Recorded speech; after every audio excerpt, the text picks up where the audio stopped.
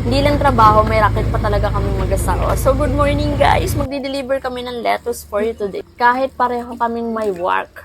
So, eto yung view sa amin mga ante, bago kami makarating doon sa pupuntahan namin. Napakagandang view at sunrise sis.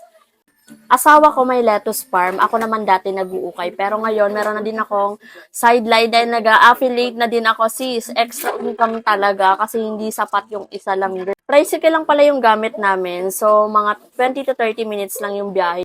And dito lang yan sa Dice and Bruce Cafe. Katabi yan ng Runinas Hotel. Sa kanila din yun. So, habang nagdi-deliver yung asawa ko mga ante, so ako waiting muna sa labas. Pareho ganito yung pangarap namin kahit nakakapagod tuloy lang.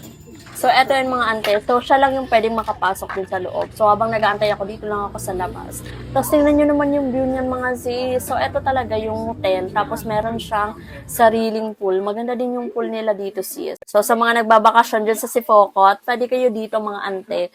So, eto yan, nag-aantay ako. Tapos, eto yung pool nila mga ante. Sige ka. Kung gusto nyo na yung mag-solo-solo ng family nyo, pwede na kayo dito. So, yun lang. Bye-bye mga sis. Kayo rin ba? May extra racket din ba kayo para makasurvive?